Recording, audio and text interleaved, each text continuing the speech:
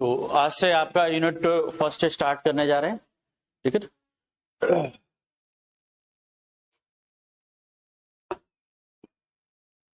तो सबसे पहले यह है कि समाजशास्त्र जो के बारे में हम समझने की कोशिश करें कि समाजशास्त्र है क्या।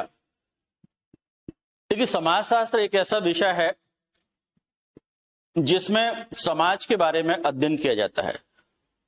तो समाज एक व्यापक अवधारणा है और इस व्यापक अवधारणा में आपको समाज को समझना होगा कि समाज लोगों का समूह नहीं है, यानी कि लोगों के बीच में पाए जाने वाले जो संबंध हैं वो किसी भी प्रकार के संबंध हो सकते हैं। तो उनका जो ताना बाना होता है वो समाज होता है। उस समाज का अध्ययन यानी कि समाजशास्त्र कहलाता है। इसमें यह है कि आपका समाजशास्त्र जो शब्द है वो किसके द्वारा दिया गया और ये किसने दिया, और इसके बारे में हम देखते हैं। तो समाजशास्त्र जो विषय है इसके बारे में सबसे पहले अगस्ट कॉम्टे जो थे उन्होंने, और उनके जो गुरु थे उनका नाम था सेंट साइमन, इनके द्वारा इनकी अध्ययन किया गया सबसे पहले समाजशास्त्र का। और अगस्ट कॉम्टे ने आपका 1838 में यानी कि समाजशास्त्र शब्द दिया था। क्या समाजशास्त्र शब्द दिया था, इसीलिए इनको क्या कहा जाता है, फादर ऑफ सोशियोलॉजी कहा जाता है। यानी कि फादर ऑफ सोशियोलॉजी पूछा जाए तो किसको कहा जाएगा, अगस्ट कॉम्टे को कहा जाएगा। इन्होंने सोशियोलॉजी वर्ड कब दिया आपका, यानी कि 1838 में। आपका जो समाजशास्त्र शब्द है वो इंग्लिश के यानी कि सोशियोलॉजी का रूपांतरण है। इसके बाद आगे और हम देखते हैं।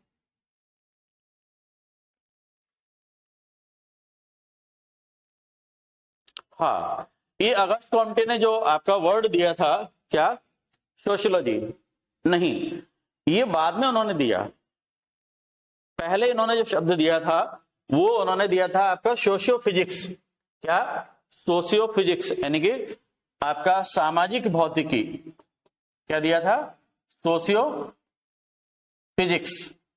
ये वर्ड इनके द्वारा दिया गया था। ठीक है, सोशियोलॉजी इन्होंने बाद में दिया। ये सोशियोलॉजी जो शब्द है ये आपके दो यानी कि भाषाओं के जो शब्द हैं, एक लैटिन भाषा का शब्द है आपका सोशियस और ग्रीक भाषा का शब्द है आपका कौन सा, लोगोस। इन दोनों से मिलकर के बना हुआ है। किसके से, सोशियोलॉजी जो शब्द है आपका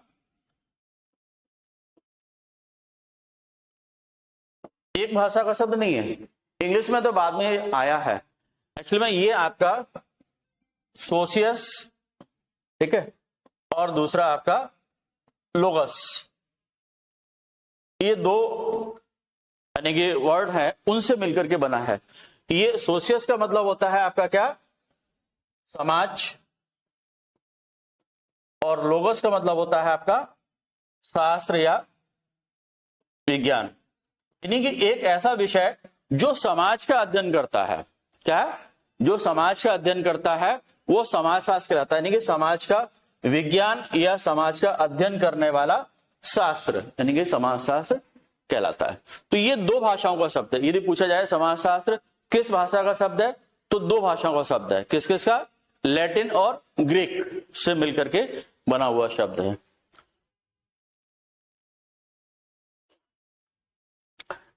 हाँ, अब इसका यानी कि सोशियोलॉजी शब्द जो है कि बाद में बुराई भी की गई। क्यों की गई, ये आपका जॉन स्टुअर्ट मिल जो है उन्होंने, एक समाजशास्त्री हैं, इन्होंने सोशियोलॉजी शब्द को यानी कि क्या कहा, दो भाषाओं की अवैध संतान। मतलब ऐसा है कि ये अपने आप में कुछ यानी कि क्लियर नहीं है, यानी कि दो भाषाओं से मिलकर के बना हुआ शब्द है। तो उन्होंने इसकी क्या, जॉन स्टुअर्ट मिल ने बुराई कर दी। उन्होंने कहा कि साहब ये दो भाषाओं की अवैध संतान है। कौन, समाजशास्त्र। तो पहला उन्होंने बताया, उन्होंने फिर कहा कि नहीं, ये प्रॉपर वर्ड नहीं है, ये सोशियोलॉजी वर्ड जो है ना वो सही नहीं है। उन्होंने बुराई की। उन्होंने कहा कि इसका क्या होना चाहिए, इथोलॉजी शब्द होना चाहिए। क्या होना चाहिए, ये सोशियोलॉजी की जगह इथोलॉजी वर्ड आना चाहिए। इथोलॉजी का मतलब होता है क्या, व्यवहार विज्ञान। क्या? व्यवहार विज्ञान, यानी कि एक ऐसा विषय जिसमें हम यानी कि मानव व्यवहार का अध्ययन करते हैं। ये शब्द सही है, इसके लिए माना जाना चाहिए, इथोलॉजी वर्ड होना चाहिए। वो टीबी बोटोमोर है, उन्होंने कहा है कि समाजशास्त्र जो है ना वो बहुत पुराना विषय नहीं है। मतलब समाज तो बहुत पुराना है, समाज तो तब से है जब से यानी कि मानव ने क्या एक सभ्य रूप में रहना शुरू कर दिया, समाज का ताना बाना शुरू किया, तब से समाज चला रहा। लेकिन समाजशास्त्र जो विषय है वो बहुत नया विषय है, क्योंकि 1838 में जाकर के उसका नामकरण ही हुआ है। उससे पहले यानी कि कुछ घटनाक्रम ऐसे हुए जहां से यानी कि समाजशास्त्र विषय का अध्ययन उपयोगी होने लगा। तो टीबी बोटोमोर ने कहा है कि समाजशास्त्र जो है यानी कि 1 शताब्दी से ज्यादा पुराना नहीं है। और जबकि उन्होंने कहा है कौन? Don Martindale. मार्टिनडेल के अनुसार यह है कि मनुष्य प्रकृति से दार्शनिक है तो स्वतः वही समाजशास्त्री है। मतलब डॉन मार्टिनडेल का कहना है कि मनुष्य जो है क्या है, यानी कि प्रकृति से दार्शनिक है। दार्शनिक मतलब सोच समझने वाला, सोचने वाला व्यक्ति है, तो इसीलिए वो यानी कि अपने आप ही क्या है, समाजशास्त्री है। यानी कि हर व्यक्ति को समाजशास्त्र का ज्ञान है। समाजशास्त्र का ज्ञान क्यों है? कि समाज में रहता है, तो इसलिए यानी कि वो समाज के बारे में जो जानता है वो क्या है, समाजशास्त्री है।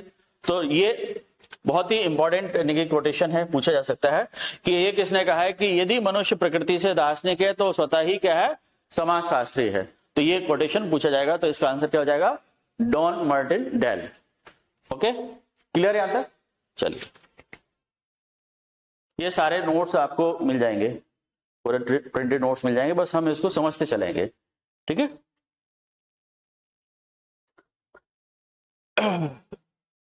ये टीबी बोटोमोर ने लिखा, ये भी समाजशास्त्री हैं, काफी बड़े समाजशास्त्री हैं, आधुनिक समाजशास्त्री हैं। इन्होंने कहा कि हजारों वर्षों से लोगों ने उन समाजों और समूहों का अवलोकन व चिंतन किया है जिसमें वे रहते हैं। यानी कि ऐसा नहीं कि समाजशास्त्र अभी आ गया है तो अभी यानी कि समाज के बारे में अध्ययन किया जाने लगा, नहीं, समाज के बारे में तो लोग पहले से ही जानते थे और हजारों वर्षों से जानते थे, क्योंकि उसके बारे में समाज में रह रहा व्यक्ति तो समाज का ही चिंतन करेगा, जो समाज का चिंतन करेगा वो समाजशास्त्री हो गया। ये अलग बात है कि यानी कि जो एक व्यवस्थित रूप से समाजशास्त्र विषय का अध्ययन है वो बाद में शुरू हुआ है। हार्वर्ड स्पेंसर ने ये सोशियोलॉजी शब्द की उपयुक्तता के संबंध में लिखा है कि ये प्रतीकों की सुविधा और यानी कि सूचकता उनकी उत्पत्ति संबंधी वैधताओं से अधिक महत्वपूर्ण है। ये उन्होंने ठीक ठहराया। जैसे कि आपका जॉन स्टुअर्ट मिल ने इसकी क्या है, आलोचना की है सोशियोलॉजी शब्द की, लेकिन उन्होंने कहा कि नहीं, ये सही है। इसलिए सही है सोशियोलॉजी शब्द, उसको उपयुक्त उन्होंने इसलिए माना है, वो कहते हैं कि प्रतीकों की सुविधा, प्रतीक सुविधा मतलब है कि हम अपने आप सिंबल समझ जाएंगे, क्या इसमें समाज छिपा हुआ है।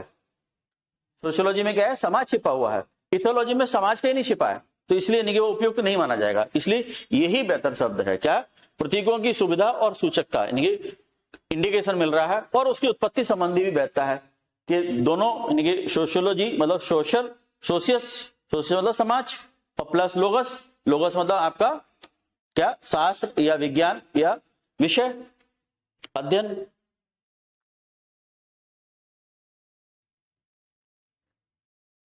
जब हम इस प्रश्न पर विचार करते हैं कि समाजशास्त्र क्या है, क्या समाजशास्त्र क्या है, तो विद्वानों के मतों में भिन्नता देखने को मिल जाती है। अधिकांश विद्वान समाजशास्त्री क्या समाजशास्त्र को समाज का अध्ययन ही मानते हैं। देखिए, समाज शास्त्र के बारे में जब हम विचार करते हैं तो अलग अलग विद्वानों ने अलग अलग तरीके से डिफाइन किया है, लेकिन एक मोटे तौर पर हम क्या कह देते हैं, समाजशास्त्र किसका अध्ययन है, समाज का अध्ययन है। लेकिन और फिर जब डिटेल इसको डिफाइन किया गया तो अलग अलग विद्वानों ने अलग अलग तरीके से उसको डिफाइन किया है। तो अब हम पहले देखते हैं कि समाजशास्त्र विषय की उत्पत्ति कैसे हुई या किन घटनाओं का इसमें बहुत बड़ा योगदान है। देखिए, इसमें विश्व की दो प्रमुख घटनाएं हैं। एक आपका औद्योगिक क्रांति जो आपका 1750 में हुई थी, ये कहां पर हुई थी, इंग्लैंड में हुई थी। कहां पर हुई थी, इंग्लैंड में हुई थी। और दूसरा फिर आपका फ्रांसीसी क्रांति, ये कब हुई थी, 1789 में। तो इन दोनों ही यानी कि क्रांतियों में आपका औद्योगिक क्रांति में क्या हुआ था, सामंतवादी जो कृषक समाज था उसकी समाप्ति हो गई और उसकी जगह पर एक नया समाज बना, वो कौन सा समाज बना? आपका औद्योगिक समाज बना। और दूसरा जो आपका परिवर्तन हुआ है वो आपका बाद में इससे हुआ, फ्रांसीसी क्रांति से। तो देखिए क्या होता है कि जब कोई परिवर्तन होता है तो परिवर्तन होता है, अव्यवस्थाएं होती हैं। तो ये पहले यानी कि परिवर्तन ये हुआ कि अभी तक पूरी दुनिया में एक ट्रेडिशनल सोसाइटी चली आ रही थी, और वो ट्रेडिशनल सोसाइटी थी आपकी कौन सी? पीजेंट सोसाइटी, यानी कि आपका कृषक समाज, एग्रो सोसाइटी। तो कृषक समाज में सारी व्यवस्था अपने तरीके से बनी हुई थी, सभी लोग गांव में ज्यादा रहते थे, सभी मिलजुल करके यानी कि परिवार के लोग ही कृषि कार्य करते थे। लेकिन जब यानी कि 1750 में इंग्लैंड में कुछ ऐसी परिस्थितियां निर्मित हुई जिसकी वजह से वहां पर औद्योगिक क्रांति हुई। औद्योगिक क्रांति की वजह से समाज का ताना बाना बिगड़ना शुरू हुआ। क्यों? क्योंकि अब यानी कि लोग अपने गांवों को छोड़ करके शहरों की तरफ जा रहे थे, क्योंकि औद्योगिक केंद्र वहां बन रहे थे। क्योंकि आपके औद्योगिक केंद्र में क्या, बड़ी बड़ी मशीनें लगा करके और बड़ा यानी स्तर पर औद्योगिक उत्पादन किया जा रहा था। औद्योगिक उत्पादन पहले भी होता था, लेकिन क्या है कि घर के लोग ही यानी रॉ मटेरियल को यूज करके कुछ चीजें बना लेते थे। लेकिन अब व्यापक स्तर पर यानी क्या हो गया, इंग्लैंड में औद्योगिक क्रांति आई, और जिसकी वजह से यानी कृषक समाज से अब धीमे धीमे यानी औद्योगिक समाज निर्मित होने लगा। तो समाज में परिस्थितियां बदलने लगी। परिस्थितियां क्या बदलने लगी? पहले जैसे ज्वाइंट फैमिली हुआ करती थी, अब ज्वाइंट फैमिली की जगह क्या होने लगा? न्यूक्लियर फैमिली बनने लगी। क्यों? क्योंकि गांव से यानी पूरा परिवार एक साथ में नहीं जा रहा है, गांव के कुछ सदस्य यानी शहर की तरफ जाते हैं, उसके बाद यानी वहां पर वो स्थायी रूप से रहने लगते हैं और उनकी न्यूक्लियर फैमिली वहां पर हो जाती है। अब यानी समाज का जो ताना बाना वो बिगड़ता है कहीं ना कहीं, क्योंकि न्यूक्लियर फैमिली की परिस्थितियां अलग होती हैं और आपकी क्या होती है, जॉइंट फैमिली की परिस्थितियां अलग होती हैं। फिर जब यानी वहां पर औद्योगिक केंद्रों में बहुत सारी समस्याएं खड़ी हो गई, आवास की समस्या हो गई, है ना, हाउसिंग की प्रॉब्लम हो गई, क्योंकि अब यानी औद्योगिक केंद्र में छोटी सी जगह पर बहुत सारे लोग अलग अलग जगह से आकर के रहने लगे, तो आवास की समस्या हुई। फिर जब आवास की समस्या हुई तो यानी कि आपकी गंदी बस्तियां बनने लगी, क्योंकि एक छोटी सी जगह पे बहुत सारे लोग रहने लगे। इसमें एक चीज और होने लगी, बहुत सारे क्राइम्स होने लगे, और वो खास करके यानी कि बच्चों से और महिलाओं से संबंधित अपराध होने लगे, यानी कि बाल अपराध होने लगे, महिलाओं का यानी कि प्रोस्टिट्यूशन वगैरह यानी कि आपके वेश्यावृत्ति शुरू हो गई, हत्याएं शुरू हो गई, अपहरण शुरू हो गए, डकैती, इस टाइप की बहुत सारी यानी कि सामाजिक समस्याएं खड़ी होने लगी। अब इस समाज को व्यवस्थित करने के लिए यानी कि लोगों को चिंता हुई, भाई समाज में सारा ताना बाना बिगड़ जाएगा तो यानी कि इस टाइप से अपराध होते रहेंगे तो समाज का पूरा स्ट्रक्चर बिगड़ जाएगा। तो वो यानी कि घटनाक्रम पर अध्ययन किया गया। फिर दूसरी बात यानी कि एक और बड़ी क्रांति हो गई इसी के बाद, आपका कौन सी? फ्रांसीसी क्रांति। तो वो यानी कि सामाजिक स्तर पर इस टाइप की नई नई समस्या खड़ी हुई थी। अब राजनीतिक तौर पर यहां परिवर्तन हुआ। इसमें फ्रांसीसी क्रांति में क्या हुआ, आपका 1789 की जो क्रांति थी, इस क्रांति के दौरान आपका फ्रांस में राजतंत्र के स्थान पर क्या हो गया, आपका प्रजातंत्र हो गया। ये बड़ा चेंज हुआ। दुनिया में पहला ये चेंज था, क्या चेंज था कि आपका यानी कि राजतंत्र के स्थान पर आपका क्या हो गया, लोकतंत्र हुआ। मतलब लोकतंत्र मतलब ये इस टाइप का स्थापित हुआ कि राजा को हटा दिया गया और वहां पर काउंसिल बना करके यानी कि सत्ता स्थापित की गई। तो इससे यानी कि न केवल फ्रांस में बल्कि दुनिया के अन्य देशों में भी इस प्रकार की हवा चल पड़ी कि वहां के जो राजा थे या राजाशाही थी उसके खिलाफ वातावरण पूरी दुनिया में बनने लगा। अब इस प्रकार का जब वातावरण बनेगा तो क्रांति होने लगेगी, तो समाज का ताना बाना फिर बिगड़ने लगा। तो ये भी यानी कि आपका जो था फ्रांसीसी समाज को इसने क्या कर दिया, अव्यवस्थित कर दिया था। तो इस फ्रांसीसी समाज को व्यवस्थित और निर्मित करने के लिए फ्रांसीसी विद्वान जो थे आपके सेंट साइमन और उनके जो शिष्य थे, क्या नाम, अगस्ट कॉम्टे, इन्होंने मिलकर के यानी कि समाजशास्त्र विषय की रचना की। क्योंकि वहीं पर क्यों जन्म हुआ, ये क्वेश्चन भी बनता है कि पहला क्वेश्चन ये बनता है कि समाजशास्त्र विषय का जन्म किस देश में हुआ, तो फ्रांस में हुआ। फ्रांस में ही क्यों हुआ, क्योंकि फ्रांस में ही तो सबसे ज्यादा अव्यवस्थाएं हुई, क्योंकि वहां पर यानी कि आपका क्या हुआ, राज सत्ता के स्थान पर यानी कि लोकतंत्र स्थापित हुआ। तो बहुत सारा सामाजिक परिवर्तन हुआ, उथल पुथल हुई। अब इसके लिए यानी कि कैसे व्यवस्थित किया जाए, तो इसी की स्टडी स्टार्ट की। किसने? सबसे पहले आपका सेंट साइमन, और फिर बाद में उस स्टडी को उनके शिष्य अगस्ट कॉम्टे ने बढ़ाया। पूरी व्यवस्थित तरीके से स्टडी कर ली और फिर उन्होंने उस स्टडी को करने के बाद उस विषय को सोशियो फिजिक्स नाम दिया, बाद में चेंज करके उन्होंने क्या कर दिया, सोशियोलॉजी कर दिया। ठीक है, यहां तक क्लियर है, कोई डाउट नहीं।